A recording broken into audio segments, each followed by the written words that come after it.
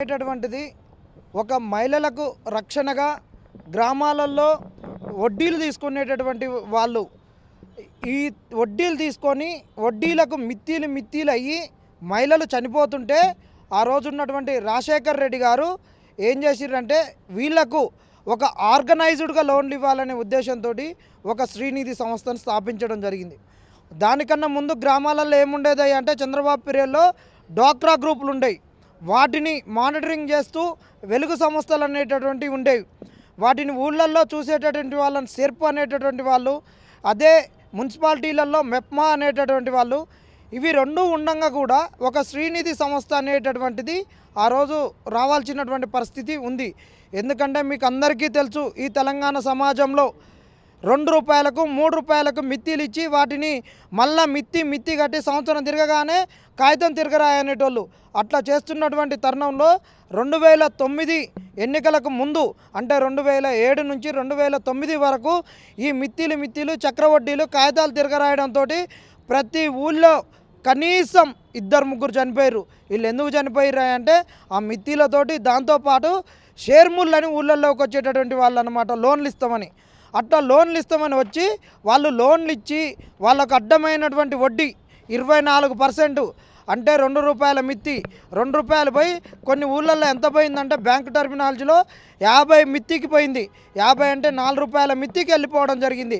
మనకి ఇక్కడ పర్సంటేజ్లలో 50%, 2 రూపాయల నుంచి 3 రూపాయలు 4 రూపాయల మిత్తిలు ఇవ్వకపోతే తెల్లారి బిందెలు తీసుకుపోయేటోళ్ళు, వాళ్ళ ఇళ్ళకి వెళ్ళి గుంజేటోళ్ళు, వాళ్ళ యొక్క సోషల్ రెస్పెక్ట్ పోయేది, ఆగమేది. ఆ తరుణంలో రాజశేఖర్ రెడ్డి గారు ఈ సంస్థను స్థాపిస్తామని చెప్పేసి వీళ్ళకి లోన్ ఇవ్వాలని చెప్పేసి గవర్నమెంట్ కొంత క్యాపిటల్ ఇస్తే దాంతో 1,000 కోట్లతోటి ఈ సంస్థను స్థాపించారు. ఇవాళ ఈ సంస్థలో జరుగుతున్న అవినీతి ఎట్లా అంటే 2 రకాల అవినీతి.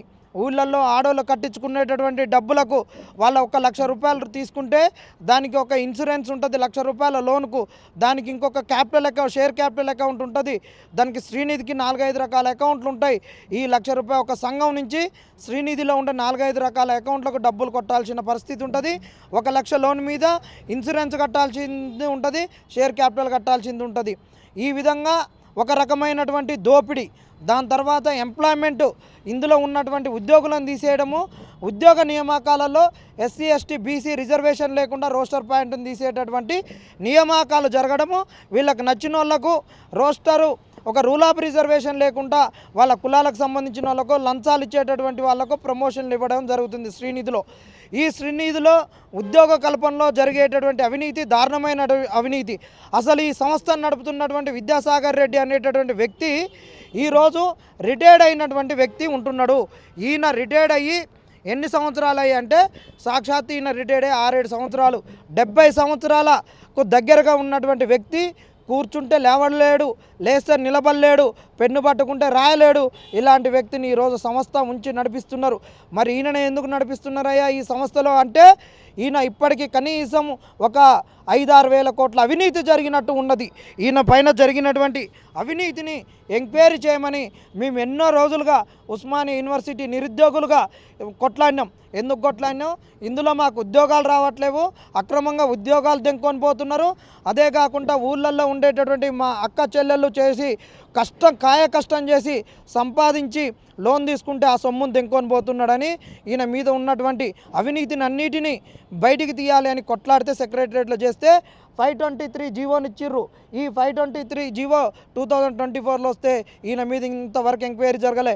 ఎందుకు ఎంక్వైరీ జరగలేదంటే ఈయన గతంలో ఎవరైతే దీనికి మినిస్ట్రీలుగా ఉన్నారో ఈయన 14 సంవత్సరాల కాలంలో గతంలో ఇది రూరల్ డెవలప్మెంట్ కింద ఉండేటటువంటి మినిస్ట్రీ కింద పనిచేసే సంస్థ, దాని కింద ఉండేటటువంటి మంత్రులకు అందరికీ కూడా ఈయన డబ్బులు ఇచ్చిండు. ఈయన ఎర్రబెల్లికి ఒక్కనికే 5 కోట్లు ఇచ్చిండు. అసలు ఇది కోఆపరేటివ్ సొసైటీ కింద యాక్ట్ కింద నడిచేటటువంటి సంస్థ. ఈ సంస్థకు బైలాస్ ఉంటాయి. ఈ బైలాస్కు సంబంధించినటువంటి మొత్తాన్ని పక్కన పెట్టేసి ఈయన రాజ్యాంగ వ్యవస్థను నడుపుతూ ఆ రోజు 2 లక్షల సిమ్ములు ఎలక్షన్ ముందుకు తీసుకోవడం జరిగింది. దాంతోపాటు కొంత సిఎస్ఆర్ ఫండ్స్ దీనికి ఉండే కోఆపరేటివ్ సొసైటీకి కంపెనీకే ఉంటాయి. 5 కోట్లు ఉన్న పలంగా ఒక పాలకుర్తి నియోజకవర్గానికి ఇచ్చిండు. అట్లా మంత్రులను ప్రసన్నం చేసుకోవడం. ఈరోజు సీతక్క ఎందుకు ఎంక్వైరీ చేయట్లేదు?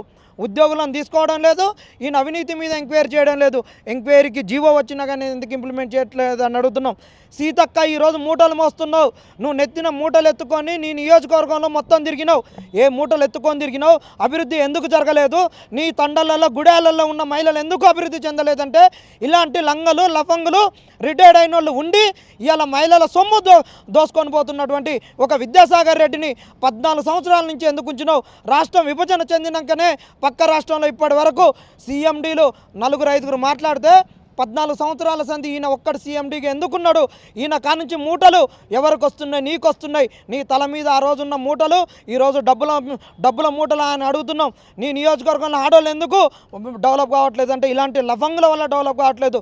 ఈ అక్క అంటది ఈ అవినీతి మీద మాట్లాడదు, ఉన్నోళ్ళకు ఉద్యోగాలు తీసేస్తే వాళ్ళ గురించి మాట్లాడదు. అసలు అక్రమంగా సొమ్ములు దోసుకొని పోతున్నారు. ఇంకా ఇందులో ఉన్నటువంటి వాళ్ళకే డెవలప్మెంటల్ యాక్టివిటీస్ మీద ఇదంతా మంచి బిల్డింగ్ ఉంటే వేరే బిల్డింగ్ని తీసుకొని ఈయన పోతున్నాడు. ఆ బిల్డింగ్కు 5,000 కోట్లు ఇన్ఫ్రాస్ట్రక్చర్కు దాన్ని రీనోవేషన్కి ఇస్తే ఇందులో ఉన్నటువంటి ఒక ఉద్యోగి యొక్క బంధువులకే ఇచ్చిరు అనేటువంటి ఆరోపణలు ఉన్నాయి. దాని మీద ఎందుకు చేయట్లేదు అంటున్నాం. మీరు ఎందుకు క్విడ్ ప్రోకో జరుగుతుంది? ఒక శ్రీనిధి సంస్థలో దొంగలు పడ్డారు అంటున్నాం. ఎన్నికలు జరుగుతున్నాయి మహిళలారా, రేవంత్ అన్న మిమ్మల్ని ఏమని కోటీశ్వరులను చేస్తా అంటుండు. కోటి మహిళలను కోటీశ్వరులు చేస్తా అంటారు. కోటి మహిళలను కోటీశ్వరులు కాదు కదా, మిమ్మల్ని బికారిగాళ్ళని చేస్తారని ఈ చింత చెట్టు సాక్షిగా మేము ప్రమాణం చేసి చెప్తున్నాం. ఎందుకు చెప్తున్నాం అంటే ఆధారాలు మా దగ్గర ఉన్నాయి, కావాలంటే ఫోన్లు చేస్తాం, అడగండి. ఒక్కొక్క ఊళ్ళో 1,00,000 రూపాయలు లోన్ తీసుకుంటే ఒక నెల అదనంగా కట్టించుకుంటున్నటువంటి గ్రామాలు చాలా ఉన్నాయి. ఇలా 1,00,000 రూపాయలు లోన్ తీసుకుంటే దానికి ఉండేటటువంటి మీరు కట్టించుకునేటటువంటి అదనంగా రీపేమెంటు 1,03,050 రూపాయలు 150 రూపాయలు తీసుకుంటారు. అలా ఇన్సూరెన్స్కు 900 పోతాయి. మిగతా డబ్బులు ఒక 2,900 వరకు షేర్ క్యాపిటల్ కింద పెడతారు. ఒక్క సంఘానికి షేర్ క్యాపిటల్ కింద దాదాపు 2,000 పోతే ఈరోజు ఒక సంఘానికి 20,000. ఊళ్ళో దాదాపు ఒక 20 సంఘాలు ఉంటాయి. ఒక 40,000 10 లక్షల గ్రామాలు ఉన్నాయి, 10,000 గ్రామాలు ఉన్నాయి. 10,000 గ్రామాలు అంటే ఈ లెక్కలన్నీ చేసేస్తే ఇప్పటికీ ఒక 400 కోట్లు షేర్ క్యాపిటల్ కిందనే మురుగుతున్నది. ఇది రఫ్గా దాదాపు ఒక 1000 నుంచి 2,000 కోట్ల షేర్ క్యాపిటల్ కిందనే ఉంది. వీటన్నిటి మీద మీరు పారదర్శకంగా ఎంక్వైరీ చేయరు. ఈ డబ్బు ఎడిపోతుంది మీరు అడగండి మహిళలారా. నీకు ఈ లెక్కలన్నీ కాదు. నువ్వు 1,00,000 రూపాయలు లోన్ తీసుకుంటే ఒక్క 3,500 అదనంగా కడుతున్నావు. ఆ నయా పైసా నీకు రాదు.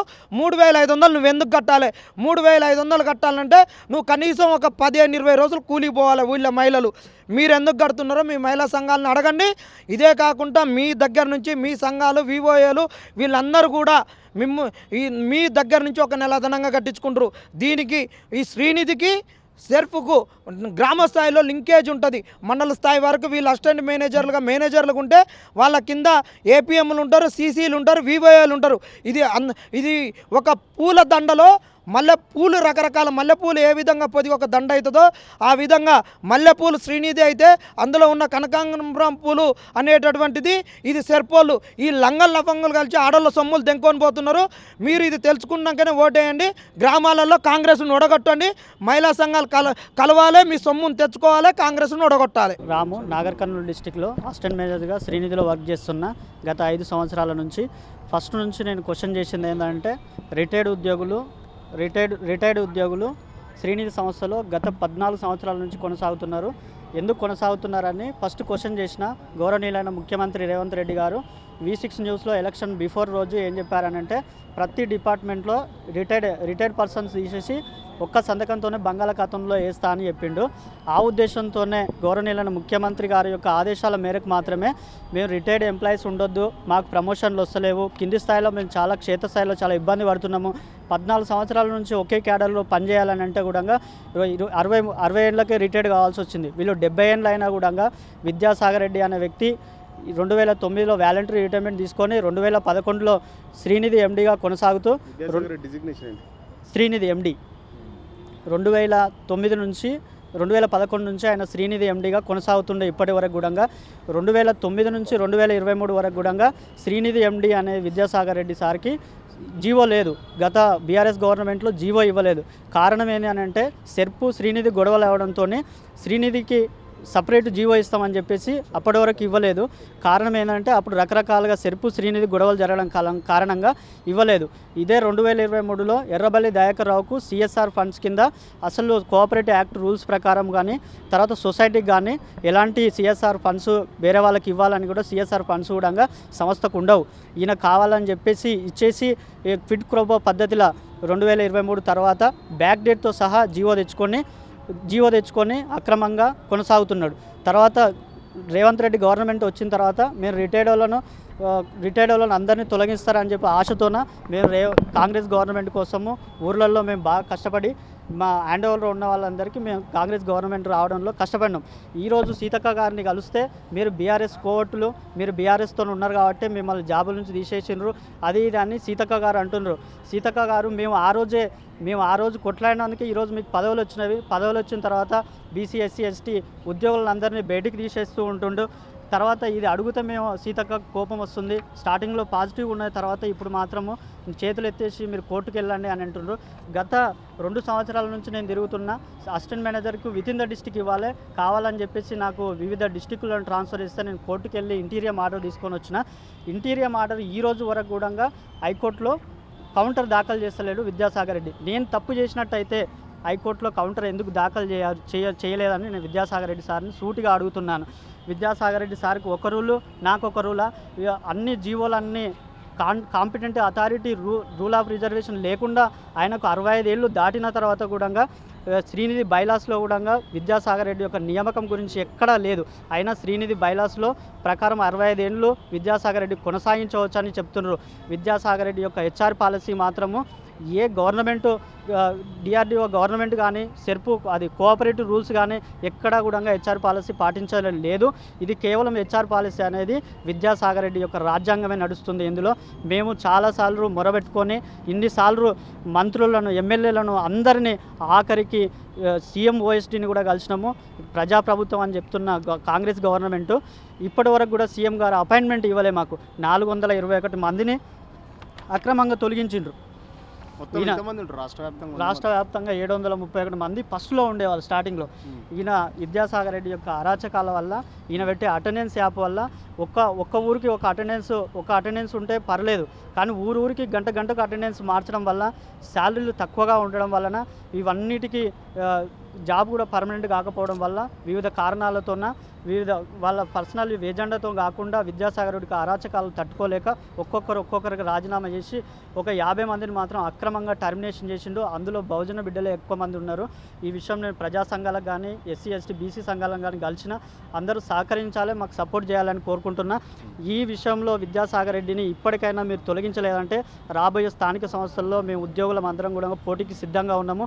జూబ్లీసీ పోటీకి కూడా మేము సిద్ధంగా ఉంటాము. ఊరూరా పాదయాత్ర చేస్తాము. ఖచ్చితంగా శ్రీనిధిని కాపాడాలి. మాకు మెయిన్ డిమాండ్ ఏంటంటే నిబంధనల ప్రకారం 350 కోట్లు ఉంటే 350 కోట్లు ఉంటే ఒక ఐఏఎస్ ఆఫీస్ ఉండాలి.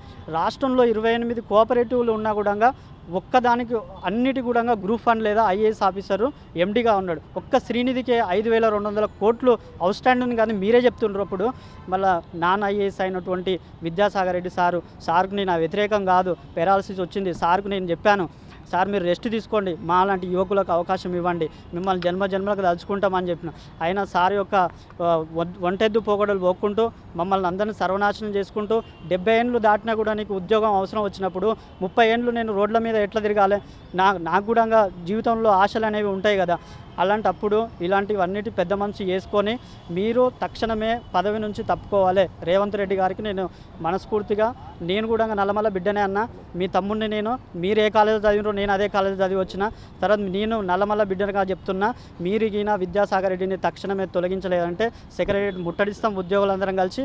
ఖచ్చితంగా స్థానిక సంస్థల్లో పోటీకి సిద్ధం అవుతున్నాము అనే విషయం మేము రాష్ట్ర ప్రభుత్వానికి హెచ్చరిస్తున్నాం. ఇన్ని రోజులు రిక్వెస్ట్ చేసినాం కానీ ఇక నుంచి హెచ్చరించడే ఉంటుంది.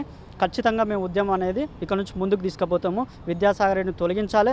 ఇంకో విషయం ఏంటంటే రిటైర్డ్ ఎంప్లాయీస్ ఉండడం వలన వివిధ కింది క్షేత్రస్థాయిలో ఉన్నటువంటి లక్ష్యాలు అనేటివి శ్రీనిధి చేరుతలేవు. ఒక వివోఏగా ఫ్రాడ్ చేస్తే, ఒక జిల్లాలో 80 లక్షలు ఫ్రాడ్ చేస్తే పోలీస్ కేసు అయినా కూడా ఒక శ్రీనిధి ఎండీ అయి ఉండి కూడా ఒక వివోఏని తీసేయలేని స్థితిలో మీరు ఉన్నారని అంటే మీరు ఆ పోస్టుకు అర్హుడా అన్నారు కూడా ఒకసారి ఆలోచించుకోవాలని గౌరవనీయులైన పెద్దలు విద్యాసాగర్ రెడ్డి గారికి నేను రిక్వెస్ట్ చేస్తున్నా.